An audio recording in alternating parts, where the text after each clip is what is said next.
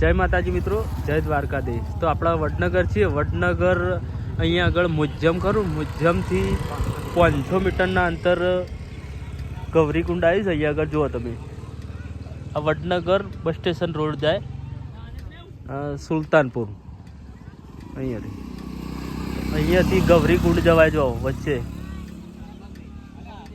તો અહીંયાથી 500 મીટર આવેલું છે, જુઓ તમે।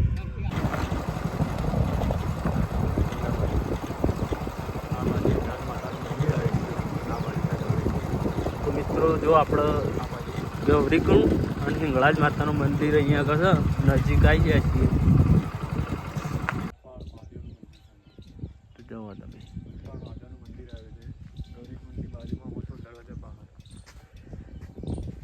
મહાદેવનું મંદિર અહીંયા આગળ ગૌરીકુંડ, મોટો દરવાજા બહાર।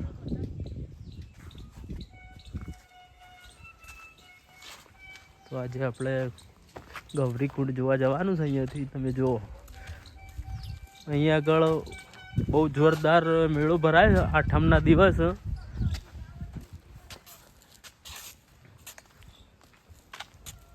જો અહીંયાનો ઇતિહાસ,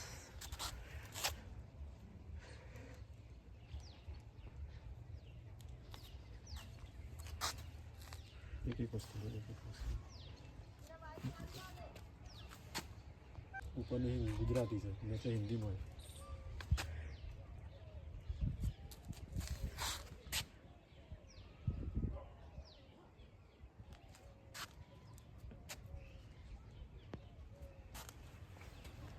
વડનગરનો ઇતિહાસ બહુ જૂનું સ્થળ છે। તમે જુઓ અહીંયાનું કુંડ કેવું લાગે છે, તમે જુઓ। આઠમના દિવસે મિત્રો અહીંયા આગળ એટલી બધી ભીડ હોય છે ને, બહુ ભીડ હોય છે અહીંયા આગળ। તમે જુઓ અહીંયા આગળનું લોકેશન બહુ જોરદાર છે। ગૌરીકુંડ કહેવાય છે અહીંયા આગળ, જુઓ તમે।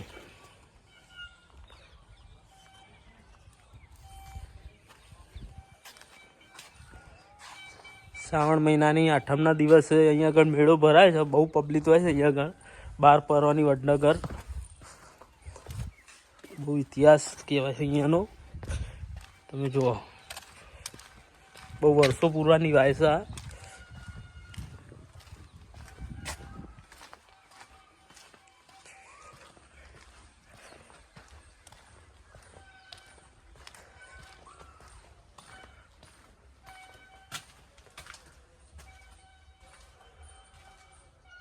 અહીંયા આગળ બધું પથ્થરનું કામ છે, તમે જુઓ।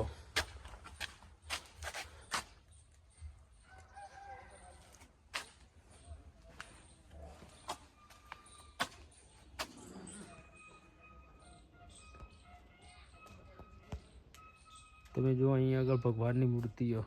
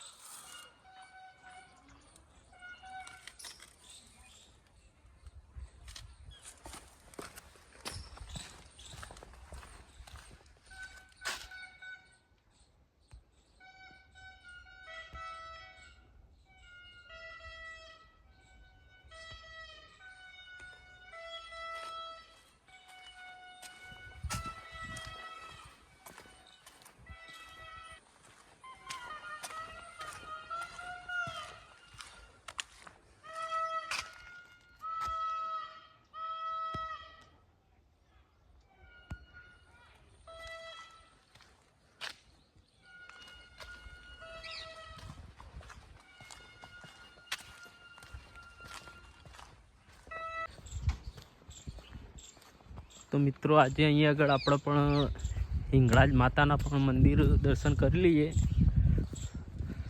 તમે જુઓ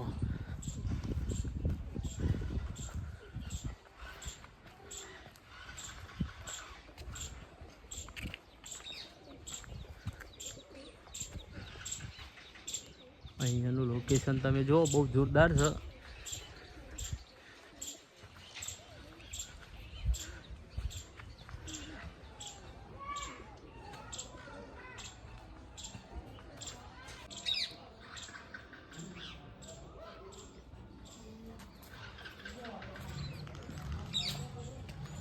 તમે જુઓ મિત્રો અહીંયા આગળ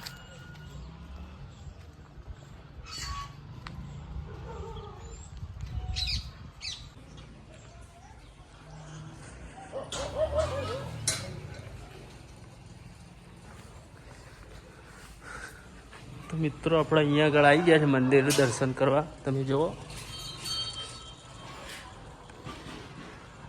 બહુ જૂનું મંદિર છે અહીંયા આગળ.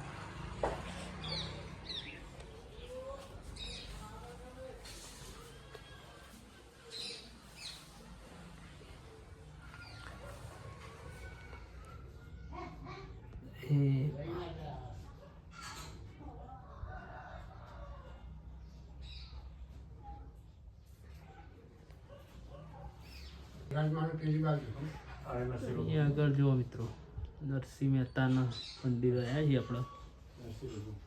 નરસિંહ ભગવાનનું મંદિર છે, બહુ જોરદાર, બહુ જૂનામાં જૂનું છે અહીંયા આગળ.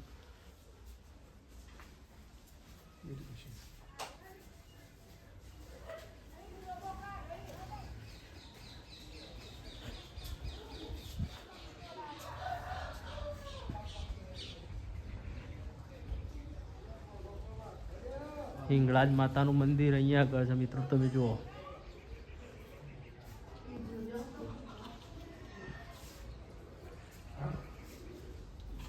હિંગળાજ માતા.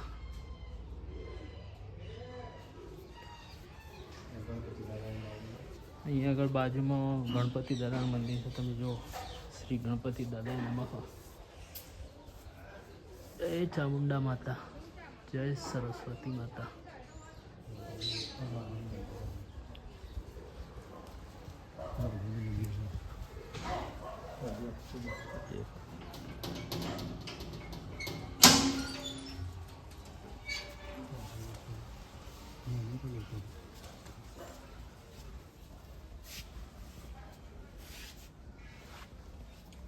અહીંયા આગળ પણ મહાદેવનું મંદિર છે. એ પાછળ છેડ પર દીને લઈ જાઓ. છેડ પર દીને